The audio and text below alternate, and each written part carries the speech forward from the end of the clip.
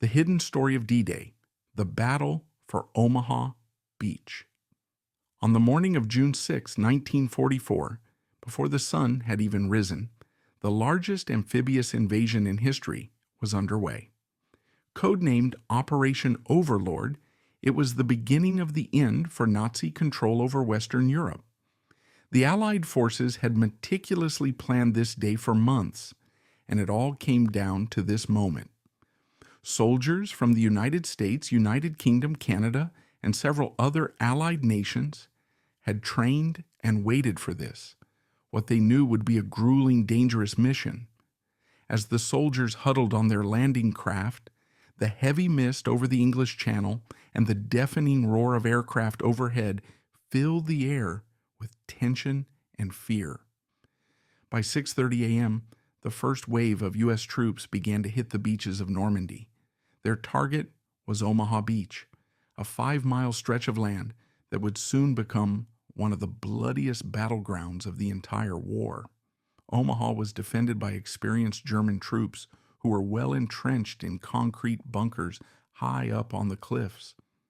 They had spent years fortifying this beach, and Allied intelligence had underestimated the strength of the German defenses. As the American landing craft approached, German machine guns opened fire, ripping through the waves of incoming soldiers. The water turned red as bodies fell, and the beach became a chaotic mix of explosions, shrapnel, and smoke. Among those landing on Omaha Beach was Private John Baker, a 19-year-old soldier from Ohio who had never seen combat before. As he waded through the cold water, gripping his rifle tightly, he saw his fellow soldiers falling around him. The sounds were overwhelming. Bullets whizzed by, mortars exploded, and the cries of the wounded echoed along the beach. He knew he had to keep moving forward despite the terror that filled him. The only chance of survival was to reach cover, but cover was scarce. Baker scrambled over obstacles designed to trap and maim, moving inch by inch as machine gun fire tore into the sand around him. Above them, the sky was filled with barrage balloons, large tethered balloons that protected the landing troops from low-flying German aircraft. These balloons were part of a complex defensive strategy designed to shield the soldiers from air attacks.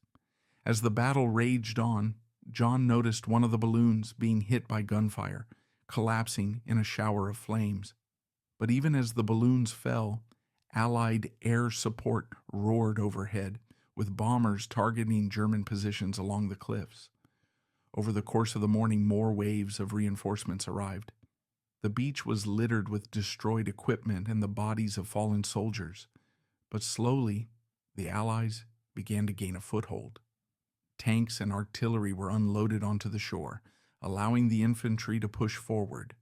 John and his remaining squad mates managed to reach a cluster of rocks near a destroyed landing craft, where they found temporary cover.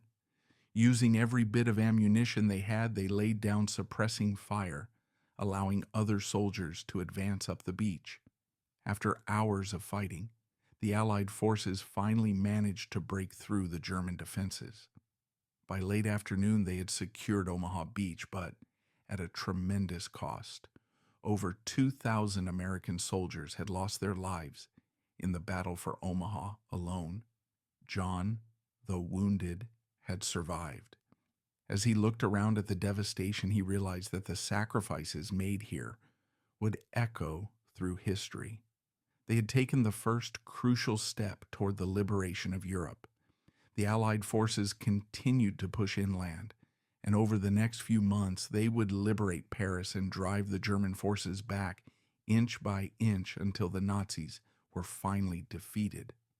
Omaha Beach, once a quiet stretch of French coastline, had become a symbol of courage and sacrifice, a reminder of the price paid for freedom. The photograph you see captures the scale of this epic battle, with ships lined up across the horizon and soldiers landing under fire. It's a moment frozen in time, a testament to the bravery of those who fought on D-Day, and a story that still resonates today.